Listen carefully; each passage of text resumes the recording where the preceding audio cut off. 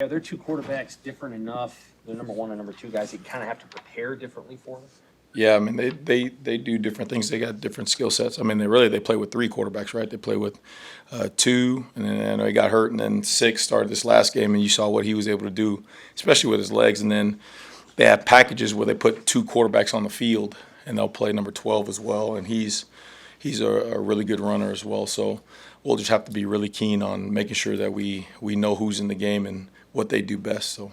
In your experience, when a team's coming off a bye week, do you get the kitchen sink a little bit, get plays that you didn't think you'd see, new stuff? Yeah, that's every week. I mean, that's every week. When the offensive script that first 10, 15, 20 plays, you see a repeat of things that have hurt you in the past, and then you see the new twist that they think are going to give them an advantage. Last game we played, there were some things they did early on that we didn't rep, and then as the game went on, guys did a nice job of talking on the sideline. Hey, they did this. They put him here. They did it. Let's just play it like this, and then adjust it. And then they come back to those plays, and then they didn't hit anymore. So it'll be the same way. Northwestern there, you can see that they have kind of like a shift or a game plan of how they want to move and explode. We call it explosions, where they start off in one formation, then they'll explode into another formation, and then run a certain set of plays off of it. So we'll see a whole bunch of new stuff from them. We haven't talked to you since Illinois. Coach Rule said that goal line stand to start the game could be a pivotal play this season. How do you regard it, and why was it important to you? Yeah, the feel after that was made was that they can do anything, and again, I keep expressing the fact that the young men on the grass, they train all year to get big and fast and strong, and then they go through drills and they go through practice. But when they do it on the grass, in front of everybody, the validation and the confidence, you see it right then and there. Like when they ran off the sideline on that, you felt like they can do anything tonight, And when they did that, anytime, I'm going to talk about in the fourth quarter, no matter what, anytime the defense had to run on the field, those guys were geeked up. You know what I mean? So now, again, they saw that what they had to do to get themselves ready to play. They saw what they're able to do when they believe and they play with confidence and swag. Now it's a matter of making sure we replicate those things in practice so that way they can take the grass knowing that they're ready to do that thing again. How has Luke Reimer come back for you? Good. I mean, he's back to old Luke. I told him when he was taking reps the other day, it was like he's a new guy out there. He's, making calls and not sure and all this kind of stuff. It was like, hey, bro, like you've been here before. Let's go. And now today he was back to old Luke running around and stuff. So he looked good. What's it like with Coach Rule and just his willingness to, what if we move this guy over here, like Jeremiah and Bryce popping up at corner, and have you worked with a coach who does that as much even in season? No, never. But that's what makes Coach Rule Coach Rule. You know what I mean? Like he's looking beyond just what everybody sees. He's always looking for one advantage here and there, how to put one guy in the right position, how to just do things 1% better, and that's good in the moment, and then that's great as a coach when you watch and see how he does it and how he's looking at it and stuff, and then you say, why wouldn't I try that approach the same way to things, So it's good for everybody. Coach, Matt Rule said that yesterday he talked about meeting the players and adapting to his coaching style to kind of meet and connect with the players. How have you seen your coaching style adapt to this specific team? No, it's the same way. Everything in the program, it starts with the head man. I mean, and he sets the tone. And the one thing he's always done is he always wants to be right there with the players. He doesn't want to be top down. He wants to be eye to eye with those guys. And everything he's done from, again, sitting down and eating dinner with those guys to having them, he has them at his house right now during the year. I mean, you don't naturally hear that, but he has position groups at his house hosting, you know what I mean? And everything is always seeing eye to eye with those guys, so they know that when you coach them hard, that you're loving them hard. You know what I mean? So it's really easy to follow an example when he sets the tone like that.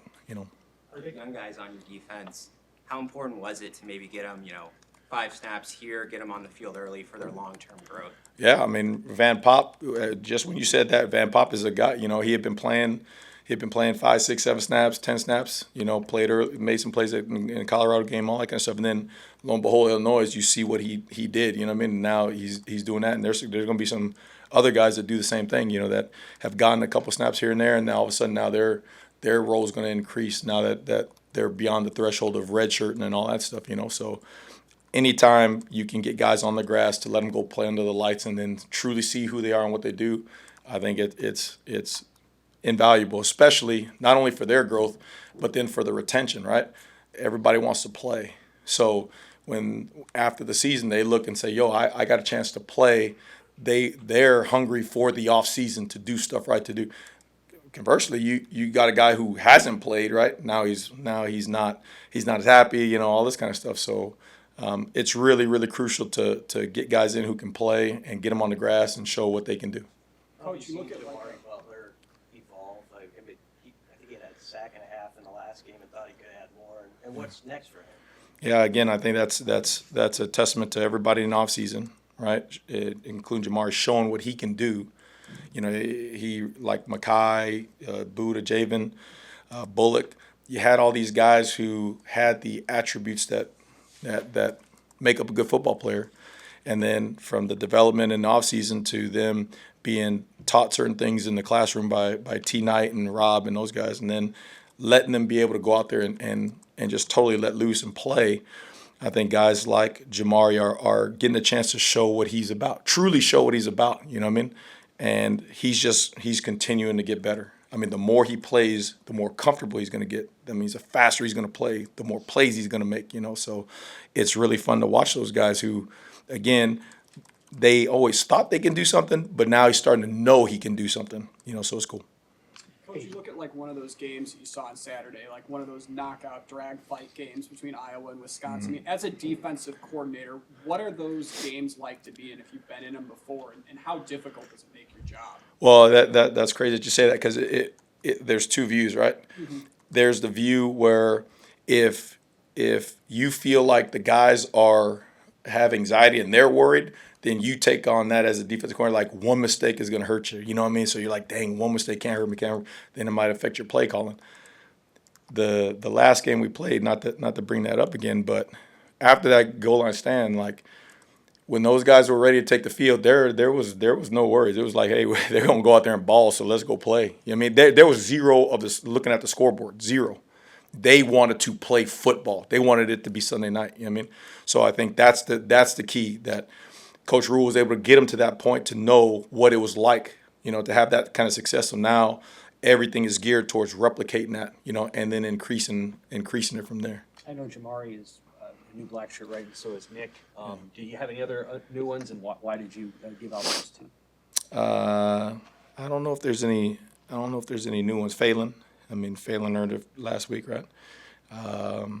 And again, it's the emphasis on who we think is going to be the starter for that game, and that was one of Coach Rule's biggest deals. He take less ceremony out of it and make sure that the black shirt meaning was restored, that there's going to be a way you play football here, defensive football here in Nebraska, right? And make sure that we want to be one of the top defensive teams in the country, period. And so if you're going to be a starter for that, then you're going to be awarded. So those guys were the ones who did it. What their approach, their productivity, everything, when they get a black shirt, it's because of them. It's not given out. They earned it. That must have been a pretty special moment for Phelan. Oh, yeah. Again, I said this before. You talk to any old black shirt, and they remember the first time they ever got it. And I asked the same thing with these guys, and they all remember like this. They remember the feeling. So it was good to have a good guy, an OU guy, earn his black shirt, and I know that's a memory he'll have for a long time. So there's 11 guys with black shirts? There's 11, and then if there's a guy like Luke was hurt and stuff like that, Coach didn't want to take away his black shirt, because that's a different circumstance, so he left his. So there's 11, and then that one was 12. Yeah. Tony had his first interception at Illinois.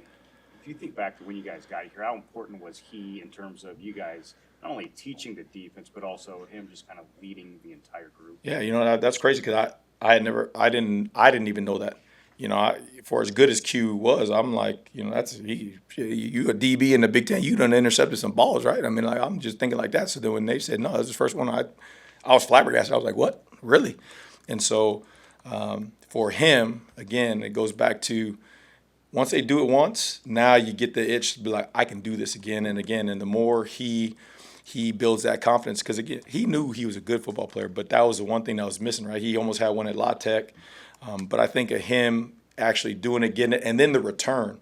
You know, one he just got tackled by a whole bunch of non-athletes. I mean, he took it down the sideline, made a dude miss, and was actually going to go score, and a guy caught him from behind. You know what I mean? So just I think that is going to, especially as you come down to November, you know what I mean? You want to win championships and put yourself in contention. Like, you were going to need Q to be great, you know, and that play was hopefully a turning point where he knows he can go get them. Thank you.